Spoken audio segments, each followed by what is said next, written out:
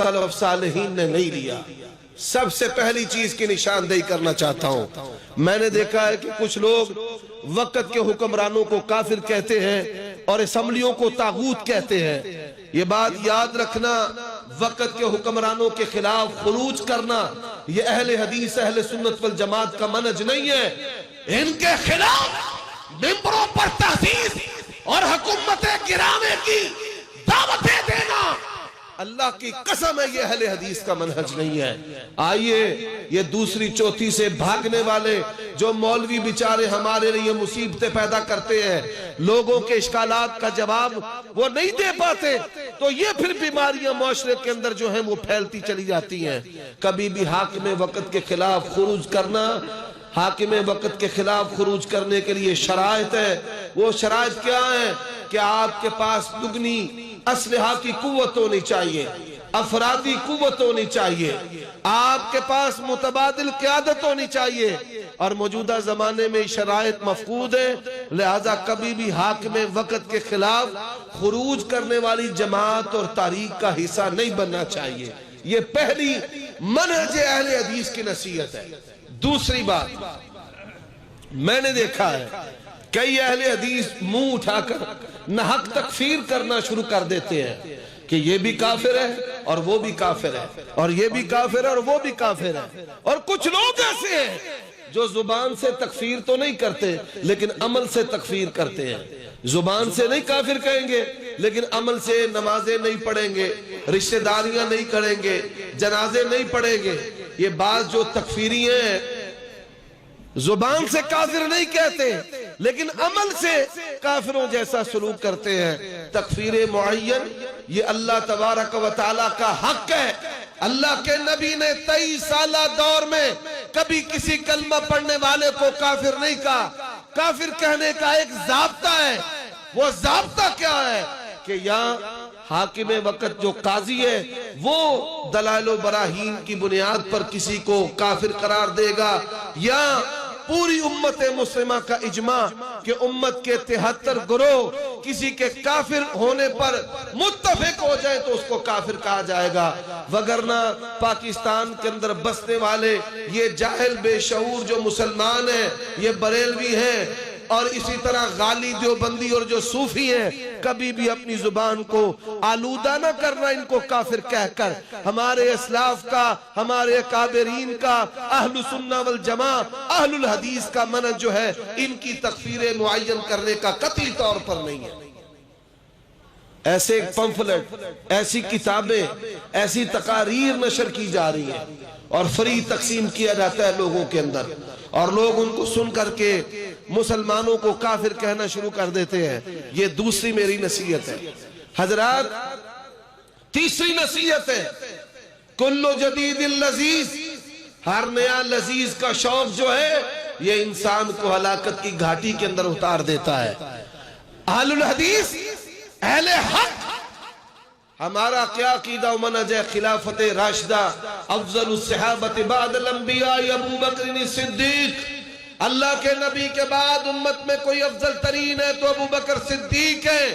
تمام نبیوں کے بعد اگر کوئی افضل ہے تو ابو بکر صدیق ہے۔ ابو بکر صدیق رضی اللہ تعالیٰ عنہ کے بعد حضرت عمر بن خطاب خلیفہ راشد ہے، عثمان بن عفان خلیفہ راشد ہے۔ کوئی شخص جو خلیفہ عثمان بن عفان پر نیش زنی کرے، حرف گیری کرے یا کتابیں لکھے، خلافت و ملوکیت کے نام پر یہ بات یاد رکھ لینا، خلیفہ راشد کے اوپر حرف گیریاں اور زبان درازیاں کرنے والے یہ اہل سنہ والجماعت سے خارج ہے۔ خلافت راشدہ کا مطلب کیا ہے؟ حضرت ابو بکر، حضرت عمر، حضرت عثمان، حضرت علی رضی اللہ تعالی عنہم، اللہ کے نبی صلی اللہ علیہ وآلہ وسلم کے بعد ان کی خلافت راشدہ حقہ علی منہاج النبوہ ہے، اور جو ان چاروں کے بارے میں زبان درازی کرے گا وہ جہنم کا کتا ہو سکتا ہے، وہ کبھی بھی اہل حدیث اہل سنت نہیں ہو سکتا۔ میں نے دیکھا ہے بڑے لوگوں کو زبان درازیاں کرتے کہتے ہیں حضرت علی رضی اللہ تعالیٰ عنہ کے دور میں تو فتوحات نہیں ہوئی۔ فتوحات کرنا بڑا کمال ہے، اور ظالموں تمہارے دماغ کے اندر جو چیز ہے وہ نسبیت ہے. فتوحات کرنا بڑا کمال ہے. آج قوم رحیل شریف کو ہیرو کیوں مانتی ہے؟ اس کا سبب کیا ہے؟ اس نے ملک کو بچایا ہے. حضرت علی رضی اللہ تعالیٰ عنہ نے اسلامی مملکت کو بچایا ہے، اور فتنوں کے وقت مملکت کو بچانا یہ فتوحات سے بھی بڑھ کر عظیم کام ہے. اور اللہ تبارک و تعالیٰ نے یہ کام کس سے لیا ہے؟ یہ مولا علی رضی اللہ تعالیٰ عنہ سے لیا ہے. اہل حدیث اہل بیت سے محبت کرتے ہیں. اہل بیت کی اساس اور بنیادیں ہماری مائیں امہات المومنین ہیں. ہماری مائیں امہات المومنین کے بغیر اہل بیت کا تصور کبھی پورا نہیں ہو سکتا. اہل بیت سے مراد نبی کی 4 بیٹیاں ہیں.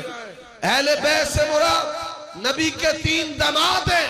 اور اہل بیت سے مراد جس طرح حسن و حسین ہے، اسی طرح اہل بیت سے مراد امامہ بنت زینب بھی ہے اور علی بن زینب بھی ہے. یہ بھی اہل بیت ہے اور ان سے محبت کرنا.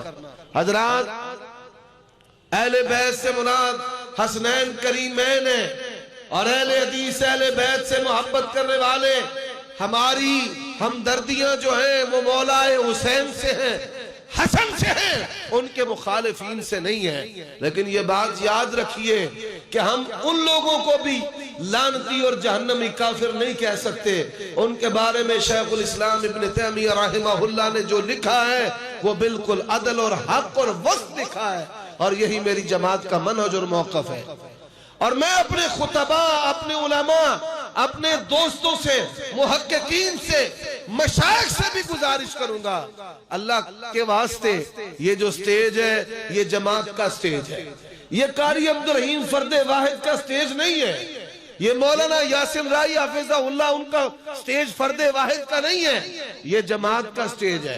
جب جماعت کے سٹیج پر آتے ہیں جماعت کی ترجمانی کیا کریں. اس وقت اپنی انفرادی تحقیقات اپنے گھر چھوڑ کر آیا کریں. انفرادی تحقیقات میں آج مکار اور جو عیار اور چلاک لوگ ہیں جو بیٹھے ہیں اہل حدیث پر تان کرنے کے لیے ان کو موقع فراہم کیا ہے. اہل حدیث کا منہج ایک وقار ہے، ایک معیار ہے، ایک اعتبار ہے کہ یہاں لیلہا کا نہارہا، تاریک رات بھی ہے وہ روشن دن کی طرح. تو حضرات پورے پاکستان میں جو دیکھ رہا ہوں وہ دیکھ کر آپ کے سامنے یہ چیزیں رکھ رہا ہوں. سب سے پہلی جو چیز ہے کہ کبھی بھی حاکم وقت کے خلاف خروج نہ کریں اور خروج کا حصہ نہ بنے. حضرات دوسری چیز ہے کبھی بھی مسلمانوں کو معین کافر نہ کہیں. اللہ نے ہمیں اس کا اختیار نہیں دیا. اور تیسری بات خلافت راشدہ یہ ہمارا منہج ہے.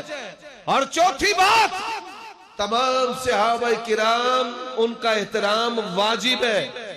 زبان کی نوک کے ساتھ، ماتھے کے شکل کے ساتھ بھی کسی صحابی کی توہین کرنے کی اجازت نہیں ہے. اور جس طرح مولا علی جنتی شہزادہ سردار ہے، اللہ کی قسم ہے حضرت معاویہ بھی اسی طرح جنتی شہزادہ اور سردار ہے. اور آؤ آج بتاتا ہوں، محققین بھی بیٹھے ہیں، انٹرنیٹ پہ انگلیاں چلانے والوں جاؤ انٹرنیٹ پہ ڈال دو، پوری دنیا میں 2 طبقے حضرت معاویہ کے مخالف ہیں. 84 لاکھ مربع میل 84 لاکھ مربع میل پہ حضرت معاویہ نے حکومت کی ہے. کہ جس علاقے پہ حضرت معاویہ نے حکومت کی ہے آج 85 ملک ہیں اس علاقے کے اندر. اللہ تبارک و تعالیٰ کی توفیق سے زمین کے اتنے بڑے علاقے پر حضرت معاویہ کی حکومت ہے. اور تکلیف کس کو ہے؟ یہ انصاب الاشراف جو بلازری کی ہے علماء کو میں یہ بات بتانے لگا ہوں. بلازری کے نام لے کر آپ بڑے حوالے آگے چلا دیتے ہیں. اور اسی طرح ہمارے وسطی پنجاب ننکانہ کا ایک پیر ہے جس کا تعلق بریلوی مکتبہ فکر سے ہے. اس نے بھی بلازری کو پڑھ کر حضرت معاویہ پر سب و شتم شروع کر دیا اور نعوذ باللہ کافر تک بھونک گیا، کہہ گیا کافر تک بھی. یہ انصاب الاشراف جو ہے پوری دنیا کے اندر یہودیوں نے اسلامی کتابوں کو چوری کیا. یمن کے اندر بسنے اور رہنے والے یہودی ہیں، ان یہودیوں نے کیا کیا ہے کہ جزیرہ عرب سے مخطوطوں کو چوری کیا اور پھر اپنے ملک لے گئے، اور پھر وہاں سے برطانیہ سے اور کافروں کے ملکوں سے جا کر کے ان کتابوں کو شائع کیا، اور دنیا میں سب سے پہلے جو انصاب الازلاف جو بلازری کی کتاب ہے انصاب الاشراف، اس کو بھی شائع کرنے والا جو ہے وہ ایک یہودی محقق ہے۔ اور یہ بات یاد رکھیں، اللہ کے نبی نے اس قوم کو خائن قرار دیا ہے، فرمایا واللہ لا آمن اليہود علی کتابی، یہ یہودیوں کے بارے میں بے خوف نہیں ہوں، یہ گڑبڑ کرنے والے ہیں خط و کتابت میں۔ تو اسامہ بن زید کو نبی علیہ السلام نے عبرانی سیکھنے کا حکم دیا۔ تو میرے بھائیوں، ایسی کتابیں پڑھ کر مقدس شخصیات پر بھونکنا، یہ دو قومیں ہیں جن کا کام ہے۔ پہلی قوم یہودیوں کی ہے، وہ حضرت معاویہ کے سخت ترین دشمن ہیں۔ ان کے محققین نے لکھا ہے ہٹلر نے ہمارا اتنا نقصان نہیں کیا جتنا نقصان ہمارا مسلمانوں کے خلیفہ معاویہ رضی اللہ تعالیٰ عنہ نے کیا ہے۔ اور پھر یہودیوں کے بعد رافضی جو ہے خناس، رافضی جو صحابہ کرام کو کافر کہنے والے رافضی ہیں، وہ حضرت معاویہ رضی اللہ تعالیٰ عنہ کے بارے میں اپنی زبانوں سے گند بکنے والے اور گند کرنے والے ہیں۔ حضرت معاویہ ان سے محبت اسی طرح ہے جس طرح حسن و حسین سے ہے، ابو بکر عمر سے ہے، عثمان علی سے ہے۔ یہ اہل حدیث کا منہج ہے، اسی پر اللہ زندہ رکھے، اسی پر موت دے۔ یہ فیصل آباد کا کوئی مولوی ہو یا جیلم کا ہو، یہ بات یاد رکھ لیں، یہ دجال ہے۔ نبی علیہ السلام نے فرمایا میرے بعد زنا کا فتنہ ہوگا، شراب کا فتنہ ہوگا، مال کا فتنہ ہوگا۔ فرمایا ان اخوف ما اخاف علیکم الائمۃ المضلین، ہر فتنے سے بڑھ کر بڑا فتنہ فرمایا گمراہ کرنے والے مولویوں کا فتنہ ہے۔ ایسی احادیث بیان کریں گے تم سے، نہ تم نے سنی ہوگی نہ تمہارے آباء و اجداد نے سنی ہوگی۔ صحیح کے اندر ضعیف کا ٹانکا، ضعیف کے اندر موضوع کا ٹانکا، اور موضوع کے اندر اپنی سران، اپنی پیٹ کی گندگی کا ٹانکا لگا کر آج امت کو گمراہ کر رہے ہیں۔ اہل حدیثوں کبھی بھی اپنے منہج سے نہ سرکنا۔ اللہ کے نبی نے کہا علیکم بالجماع، علیکم بالجماع، من شذ شذ فی النار، جو اجماع صحابہ سے ہٹے گا اللہ اس کو جہنم رسید کر دے گا۔ عمر صدیق کی نصیحت پانچویں، کان کھول کر پاکستان کے در و دیوار میں کسی جہادی جماعت کے ساتھ تعلق نہیں رکھنا۔ لکھ لو لکھ لو، میں بیان کرتے نہیں ڈرتا۔ یہ ساری جماعتیں اسٹیبلشمنٹ کی بنائی ہیں، اور ان جماعتوں سے وہ اپنا مقصد لیتے ہیں، اور جب مقصد پورا ہو جائے تو پھر یہی ہوتا ہے جو آج ہو رہا ہے کہ وہاں سے جوان غائب اور وہاں سے بندہ غائب ہے، اور وہاں سے غائب اور وہاں سے غائب ہے۔ اور میں نے بے بانگے دول سٹیج پر بھی کہا ہے، حکام سے کہا، حساس اداروں سے کہا کہ یہ لوگ پاکستان کے مخالف نہیں ہیں۔ کوئی جہادی جماعت کا مخالف ہو جائے اس کا مطلب یہ نہیں کہ وہ پاکستان کا مخالف ہو گیا ہے، وہ پاکستان کا مخالف نہیں ہے، وہ ان لوگوں کا مخالف ہے۔ اس کو سمجھ آ جاتی ہے یہ قرآن کی آیتیں پڑھ کے غلط ترجمہ کرتے رہے ہیں، یہ قرآن کی آیتیں پڑھ کے غلط تفسیر کرتے رہے ہیں۔ کبھی بھی کسی پرائیویٹ جہادی جماعت کے ساتھ منسلک نہ ہونا، وگرنہ تمہاری نسلوں کی بھی خیر ہے نہیں، تم کبھی بھی ان کے شر سے بچ نہیں سکتے۔ یہ جو جہاد ہے حاکم وقت کے اعلان کے ساتھ ہے کہ حاکم وقت جو ہے وہ لوگوں سے آ کر کے نوجوان افراد لے، ان کو ٹریننگ دے، اور پھر ان کو اپنے ملک کے لیے، اسلام کے لیے استعمال کرے۔ اور یہ بات بڑے آسان لفظوں کے ساتھ کہتا ہوں، بڑے آسان لفظوں، کہ حاکم وقت کے علاوہ، حاکم وقت کے علاوہ یہ جہاد کرنا یہ حاکم وقت کی ذمہ داری ہے۔ حکومت کے ہوتے ہوئے کسی پرائیویٹ جہاد قتال کا اسلام میں کوئی تصور نہیں ہے۔ لکھ لو یہ میری بات، پھر دوہرا رہا ہوں، مسلمانوں کی حکومت کے ہوتے کسی پرائیویٹ قتال جہاد کا تصور نہیں ہے۔ میں ایک مثال بھی دے دیتا ہوں، ایک بندہ چوری کرتا ہے، کیا آپ اس کا ہاتھ کاٹ سکتے ہیں؟ بولیے، کیوں نہیں کاٹ سکتے؟ اللہ نے تو حکم دیا ہے السارق والسارق فاقطعوا ایدیہما، السارق والسارقۃ فاقطعوا ایدیہما۔ ایک بندہ قتل کرتا ہے، آپ اس کو قتل کر سکتے ہیں؟ بولیے کیوں نہیں قتل کر سکتے؟ کیوں نہیں کر سکتے؟ اللہ نے تو کہا ہے الحر بالحر والعبد بالعبد والانثى بالانثى۔ ایک زنا کرتا ہے کہ آپ اس کو کوڑے لگا سکتے ہیں؟ کوارا بندہ ہے۔ اللہ نے جمع کے سیغوں کے ساتھ کہا ہے الزانیۃ والزانی فاجلدوا کل واحد منہما مئۃ جلدہ۔ اس وقت آپ فوراً کہیں گے یہ حاکم وقت کی ذمہ داری ہے۔ کس کی ذمہ داری ہے؟ جہاں بھی کوڑا تلوار آئے گی، یہ بات یاد رکھ لو، اہل سنت کا اصول ہے، جہاں کوڑا ڈنڈا لاٹھی آئے وہاں پہ حاکم وقت کی ذمہ داری ہے۔ یہ حاکم کا کام ہے۔ کوڑا ڈنڈا لاٹھی تلوار بندوق میں اور تو یہ اپنے ہاتھ میں لے سکتے نہیں لے سکتے۔ وہ وقت کے دجال ہیں جنہوں نے کہا ہے کہ کتب علیکم القصاص اور کتب علیکم القتال میں کوئی فرق نہیں ہے۔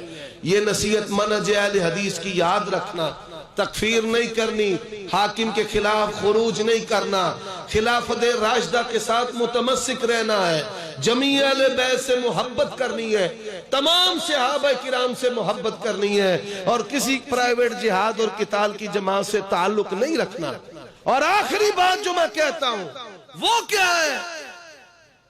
علماء سے عرض کرتا ہوں، یہ مدارس کے اندر جو محدثین کے عقیدوں کی کتابیں پڑھائی جاتی ہیں، جیسے کتاب التوحید امام بخاری کی، ابن خزیمہ کی عقیدہ تحاویہ، عقیدہ واسطیہ، شرح عقیدہ تحاویہ، ان کو بار بار پڑھو اور تکرار سے پڑھو۔